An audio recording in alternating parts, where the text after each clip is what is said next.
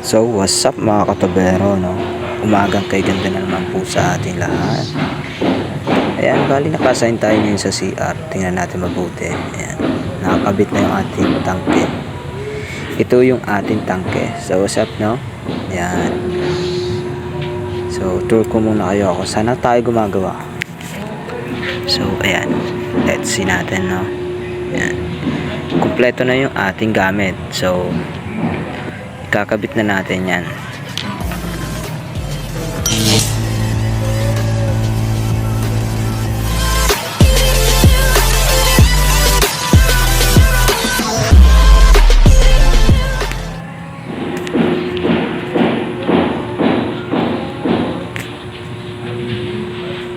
So ayan, kumpleto na yung ating gamit for construction of installing our tangke.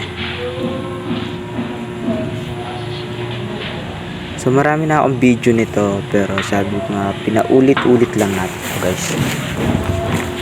So para po preparation na rin sa iba't ibang tao na hindi pa alam kung paano install ng ating safety tank. Ayan, iumpisahan ko na nga siyang lagyan.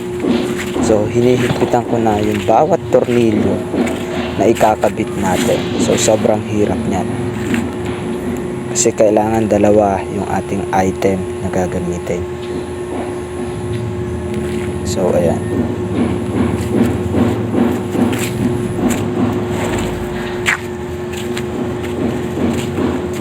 so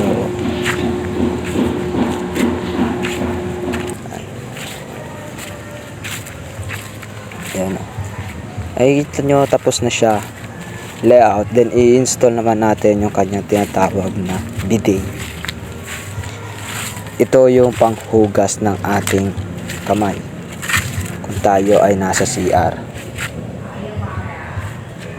Maliban po sa ating laboratory ay meron po tayong bidet kung tawagin. Ayan. Syempre kailangan gumamit tayo ng level bar. Ayan, at naka-ready na rin po yung ating laboratory. So may 85 cm siya at 9.5 cm naman sa mga center, 55 cm naman po mula flooring hanggang PVC pipe. Ayan, dinidrill ko na rin po siya for concreting na ile-layout na po natin yung ating concrete. So ayan, pindot nga ako ng pindot dyan, wala pala, hindi pala umaandar kanina. So ayan, tingnan natin mabuti, no? So madali lang naman po siya, basta naka-layout na po yung ating bubutasan. So kung nakasukat ka na, ay napakadali na lang po hanapin yung ating i-drill. So kung may nakikita kayo may gripo po dyan, ay hindi ko po muna papakailaman yan, kasi hindi pa po unfinished yung ating layouting. Ayan, magpalit na rin tayo ng bala number 11 para pambutas doon sa ating natawag na laboratory. Ayan, so tamang butas lang po yung kailangan dyan.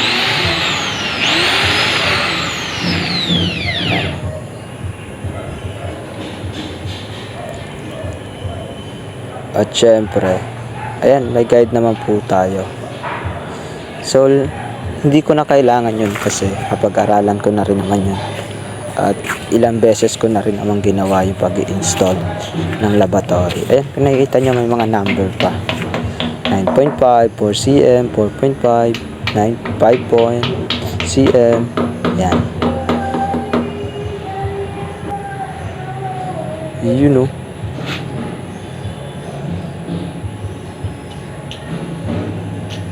So ayan.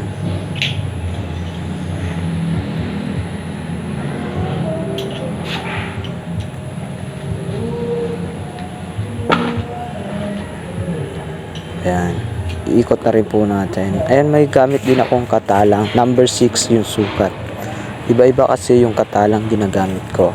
Pero dalawa lang po siya. Isang number 8 at isang number 6. Para mas madali tayo mag-ikot ng mga tornilyong kayang dukutin ng number 6. So, ayan.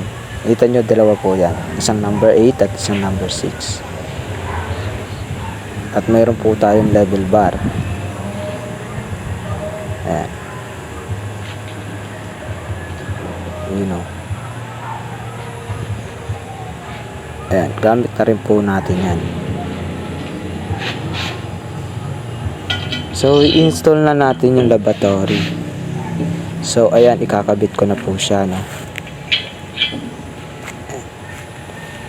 Siyempre, kailangan level yung ating laboratory. Kaya mayroon po tayong level bar na bilang isang guide ay siya yung magsisilbing ating titingnan kung pantay na yung ating laboratory. Ayan. May mga washer. Siyempre yung kanyang bolts, yung kanyang mga nuts ay dapat kompleto. So madali lang naman po yung preparation yan pagdating sa ganyan. Ikot-ikot lang hanggang makuha yung level at i-install yung ating piping, yung kanyang mga fittings. Ayan, i-level ko muna po yan. Number 6 yung gagamitin nating katala kasi maliit po siya.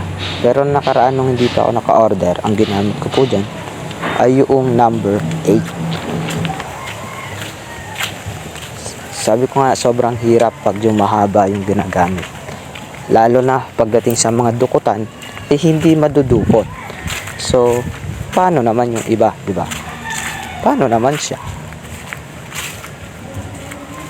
Napakahirap ng pagdating sa ganitong trabaho, lalo na pag hindi natin kabisado yung isang bagay. So ayan,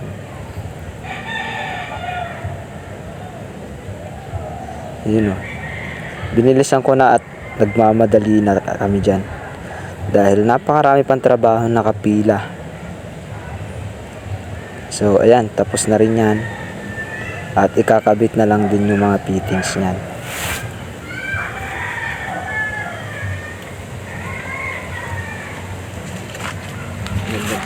So ayan, panoorin natin mabuti. Ayan, merienda time muna tayo guys. Yun o, sandwich plus Milo. Ayan. So ayan na nga, tapos na natin yung ating laboratory at yung ating tangke. So hindi pa po yung fully yung ating laboratory dahil meron pa po yung takip. So guys, maraming salamat po. At sana paki-like and share nyo na rin po itong aking video. Ayan. Maraming salamat po. Hanggang dito na lang po at abangan po natin ang susunod kong video. Salamat!